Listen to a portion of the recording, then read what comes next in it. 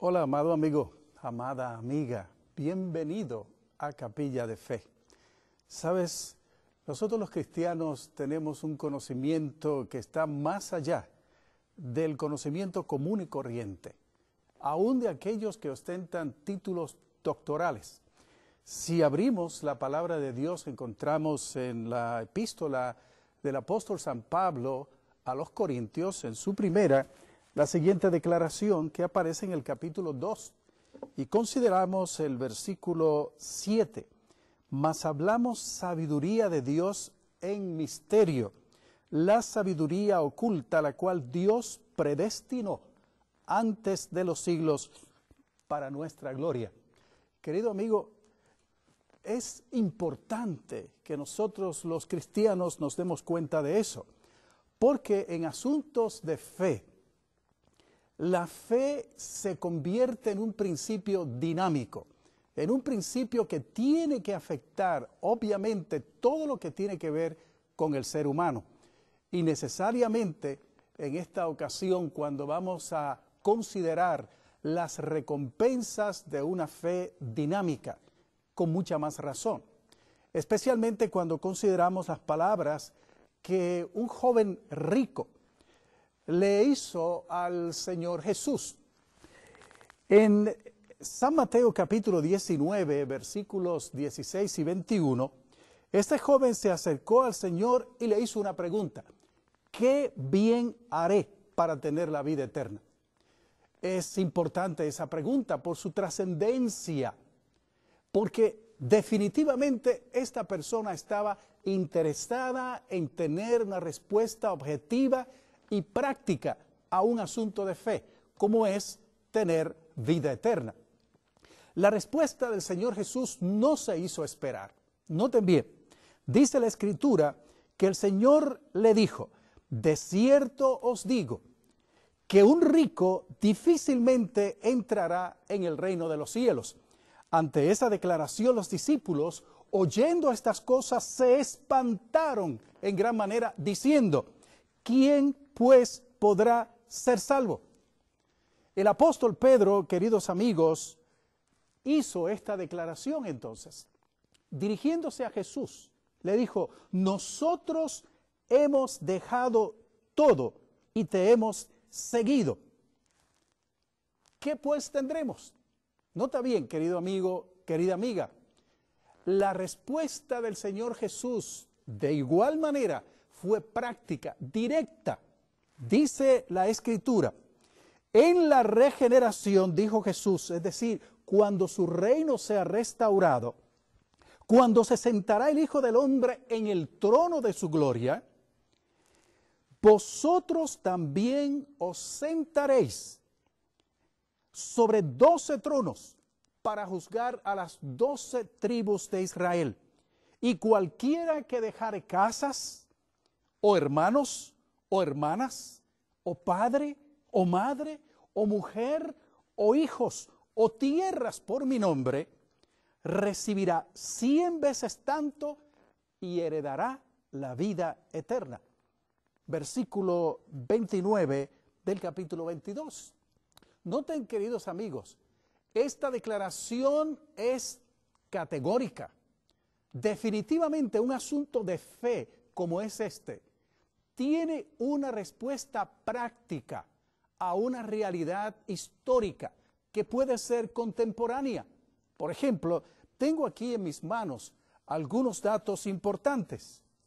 Nota bien, según la ONU, se alcanzarán 6.000 millones de personas en este mundo, 9.800 millones en el 2050.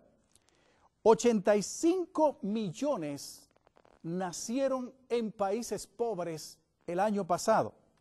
1.300 millones de habitantes, queridos amigos, ganan menos de $370 al año. El promedio en los países industrializados es de 21.598. Ahora, noten bien, cuando hablamos acerca del dejar cosas por el Señor, un conocimiento práctico y una sabiduría oculta que tienen que ver con un elemento como es la fe, tiene que ver necesariamente con lo que te rodea, la pobreza, personas naciendo en países pobres, personas que están ganando muy poco dinero, que no logran satisfacer sus necesidades. Cada día nacen 67,000 nuevos pobres, o sea, 25 millones de personas al año.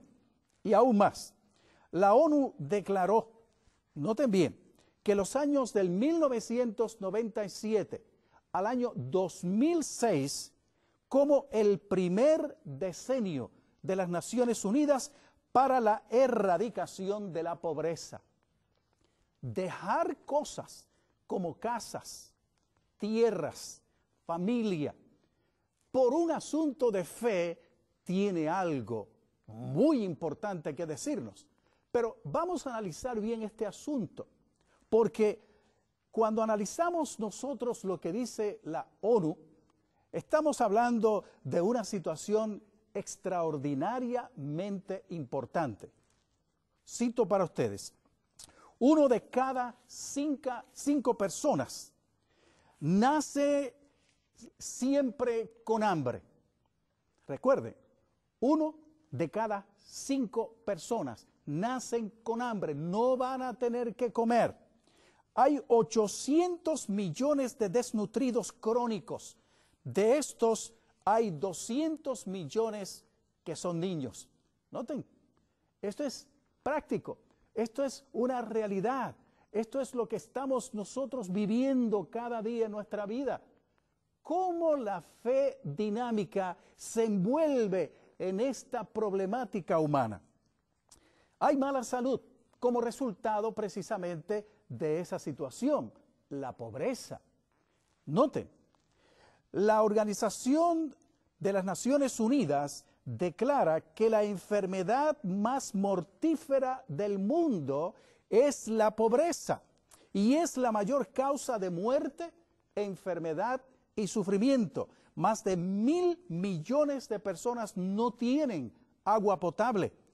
El libro Un Mundo en Urbanización, informe global sobre asentamientos humanos, escrito hace algunos años atrás, señaló que por lo menos 600 millones de viviendas latinoamericanas, asiáticas y africanas son tan precarias, queridos amigos, que exponen la vida y la salud a una amenaza constante.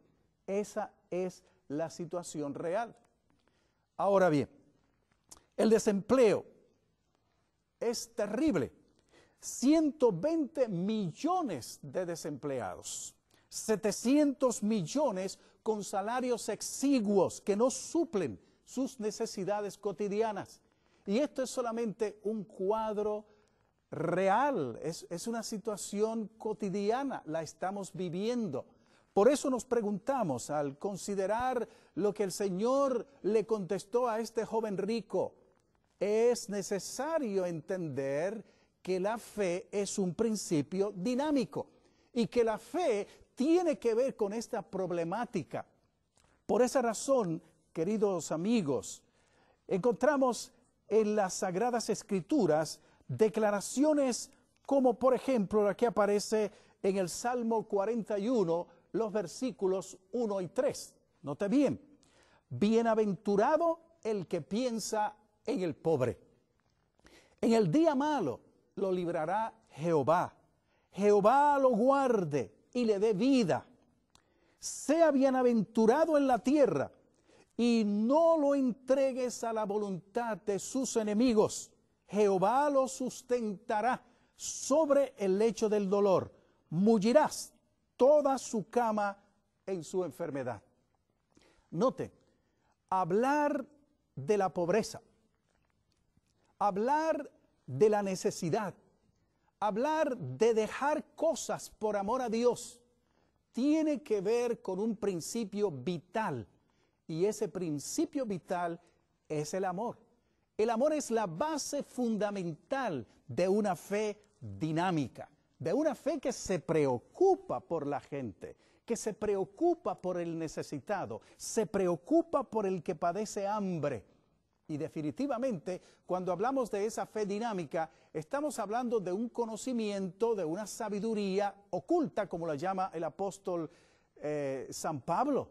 Noten, queridos amigos, ahí mismo en primera epístola a los Corintios, en el capítulo 2, encontramos en el versículo 15 y 16 la razón por la cual este conocimiento que la Biblia llama sabiduría oculta, que no es tan oculta, porque para el Hijo de Dios, la base de su fe, que es el amor, se convierte en un principio dinámico que lo mueve a actuar, que lo mueve a hacer lo que es necesario para ayudar a su prójimo. Y esa declaración dice de la manera siguiente: en cambio, el espiritual juzga todas las cosas, pero él no es juzgado de nadie. Porque ¿quién conoció la mente del Señor? ¿Quién le instruirá? Mas nosotros tenemos la mente de Cristo. La mente de Cristo. ¿Qué hizo Jesús al venir a esta tierra? Dice la palabra que Él vino a buscar y a salvar lo que se había perdido. Los pobres, los necesitados, las personas desesperadas, los que están en una situación deprimente, son el objeto del amor de Dios. Por lo tanto, Dios nos ha llamado para que nosotros, poniendo en práctica esa fe dinámica, podamos suplir las necesidades de aquellos que nos rodean. Y es importante declarar esto porque es la única forma en que tú y yo, querido amigo, podemos exaltar el nombre de nuestro Señor Jesucristo. Bien lo dijo nuestro Salvador en San Mateo, el capítulo 5 y el versículo 16, cuando declaró: así alumbre vuestra luz delante de los hombres, para que vean vuestras buenas obras y glorifiquen a vuestro Padre que está en los cielos. Definitivamente, esa fe dinámica hace posible que el cristiano se mueva en una acción concertada, armónica con los principios de amor, para poder suplir la necesidad de los demás. Si nosotros consideramos definitivamente la situación actual, según nos dice la Organización de las Naciones Unidas, una investigadora social de las Filipinas dijo: la pobreza es una madre que envía a sus hijos a mendigar entre el tránsito en vez de mandarlos a la escuela, pues de otro modo no tendrán que comer. Y saben, queridos amigos, 500 millones de niños no tienen escuelas a las cuales asistir. Hay más de 1.000 millones de adultos analfabetas funcionales en el mundo. Por consecuencia, no se consiguen buenos empleos y el círculo vicioso sigue expandiéndose. A tales efectos, el Señor declaró lo siguiente, y quiero compartir con esto lo que es la mente de Cristo. Espera en Jehová, dijo David, y haz bien, vivirás en la tierra y en verdad serás alimentado.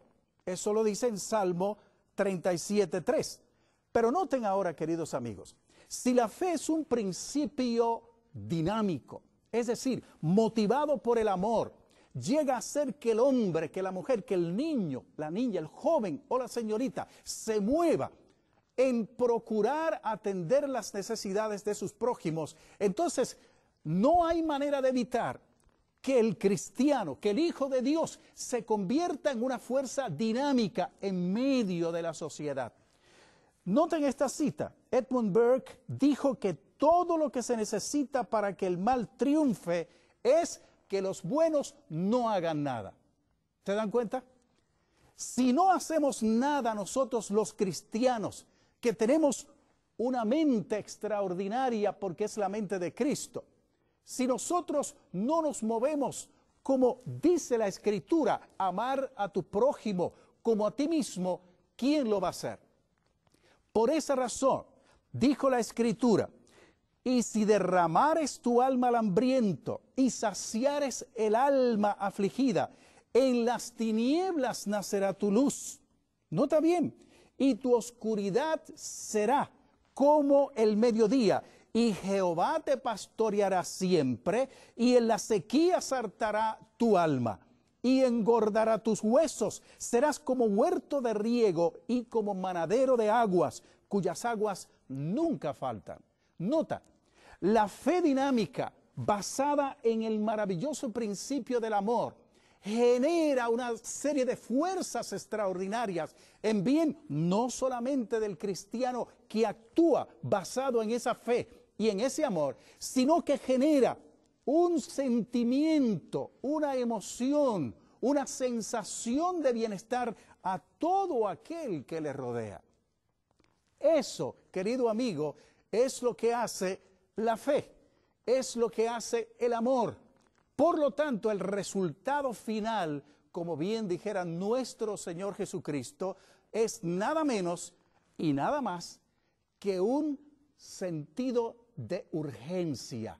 El amor se derrama, el amor se proyecta, el amor se lanza al rescate del necesitado. Y esto, querido amigo, es necesario entenderlo porque de otra manera esta sociedad estaría totalmente sin esperanza. Y por eso, querido amigo, cuando nosotros hablamos de la recompensa de una fe dinámica, estamos hablando de algo realmente práctico.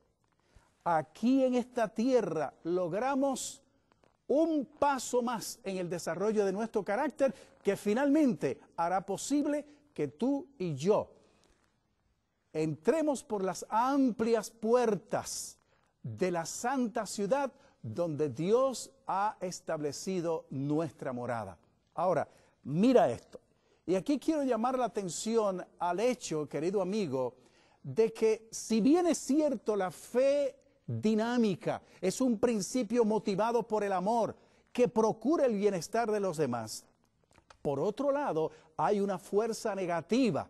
Esa fuerza negativa que proviene de abajo, de Satanás, está tratando de que el ser humano caiga en un estado de desesperación, en un abismo de opresión, que se deprima al punto de no querer vivir más. Y esto lo vemos, querido amigo, constantemente, ¿sabes tú? Aquí en los Estados Unidos ocurren 1000 suicidios diarios en los países desarrollados, industrializados. Noten, donde supuestamente no hay pobreza, donde supuestamente todo el mundo vive bien, estamos sencillamente ofuscados ante la realidad de una situación que no podemos evitar. El pecado ha hecho mella en el ser humano y por esa razón se hace un imperativo para nosotros lograr que esa fe dinámica se convierta en un principio arrollador, que pueda alcanzar a las multitudes, que pueda alcanzar al individuo, al condiscípulo, a tu compañero de trabajo, a tu vecino. Nota bien, voy a citar de aquí de un comentario sobre la segunda epístola a los Corintios. Es el objeto de Satán apoderarse de los creyentes cristianos y hacerlos suyos. Esto tendría éxito en hacerlo si el ofensor estuviera sumido en una excesiva aflicción y desesperado.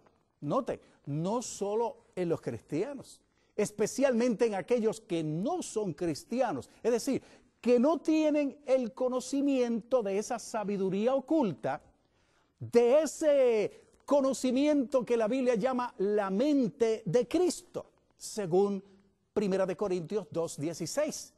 Nota, el enemigo de las almas quiere posesionarse de la humanidad, de ese vecino tuyo, de ese compañero de trabajo, de ese condiscípulo. Por esa razón, los lleva a la desesperación. Crea condiciones sociales que hagan que el hombre se vea en apretura, sea a través de las deudas, sea a través de los vicios, sea a través de malas amistades. Al hombre lo va empujando a la desesperación. Y es ahí, querido amigo, donde tú y yo salimos al rescate. Es ahí donde nuestra fe dinámica se mueve y comienza a actuar en beneficio de aquellos que nos rodean. Nota, la Escritura añade, dad y se os dará, medida buena, apretada, remecida y rebosando darán en vuestro seno, porque con la misma medida que midiereis os será vuelto a medir. Lucas 6:38.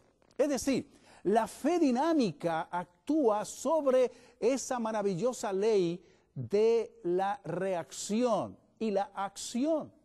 Tú haces un bien, generas una provisión maravillosa para tus seres queridos, quizás para tu vecino, tu amigo, tu compañero de trabajo. Aún tu padre, tu madre, tu esposo, tu esposa, tus hijos, que posiblemente están en una situación así, van a recibir el impacto de ese principio generador, que es la fe dinámica motivado por el amor. De ahí, mi querido amigo, que cuando el Señor dice en Hechos capítulo 20, versículo 35, en todo os he enseñado que trabajando así es necesario sobrellevar a los enfermos y tener presente las palabras del Señor Jesús, el cual dijo, más bienaventurada cosa es dar que recibir. Note, es un constante actuar que genera a su vez un bienestar extraordinario para el ser humano, para el Hijo de Dios, para el cristiano que está consciente de que el conocimiento eterno, esa sabiduría oculta que el apóstol San Pablo mencionó y que representa la mente de Cristo, pues Dios es amor. Recuerda, querido amigo, querida amiga, Dios es amor. Por lo tanto, la fe no es un principio místico, no es algo filosófico, es un principio dinámico que genera una acción benéfica, no solamente para el que genera eso, sino para aquel que lo recibe. Más bienaventurada cosa es dar que recibir. De aquí, mi querido amigo, entonces, que descubrimos que los datos que nos da la Organización de las Naciones Unidas son realidades medibles. Pero cuando tú comparas eso con la fortaleza de un cristianismo dinámico, de un hijo de Dios, una hija de Dios, que motivado por el amor comienza a actuar en beneficio de aquellos que le rodean, entonces todo mal va a comenzar a disiparse. Porque comienza a actuar ese principio dinámico, así como dice la Escritura, hace posible que el bien venza el mal. ¿No es esto precisamente lo que Dios quiere que hagamos nosotros?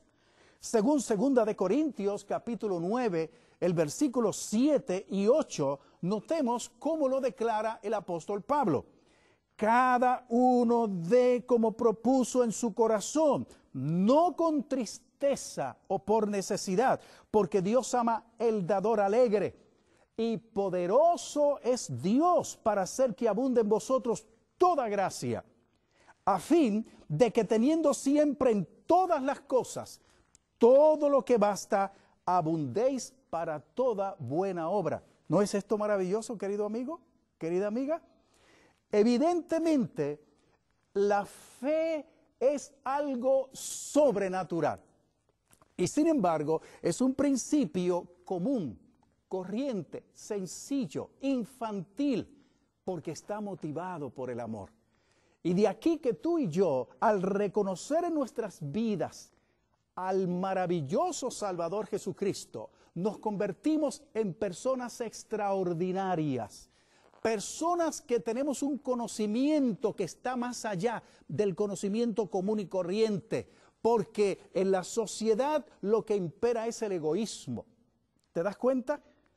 En el principio dinámico de la fe predomina el amor, el deseo de ayudar al prójimo, el deseo de superar una situación difícil, el deseo de ayudar a aquel que está a punto del divorcio, de poder levantar al caído, al que está en la droga, al que está en el alcoholismo, querido amigo.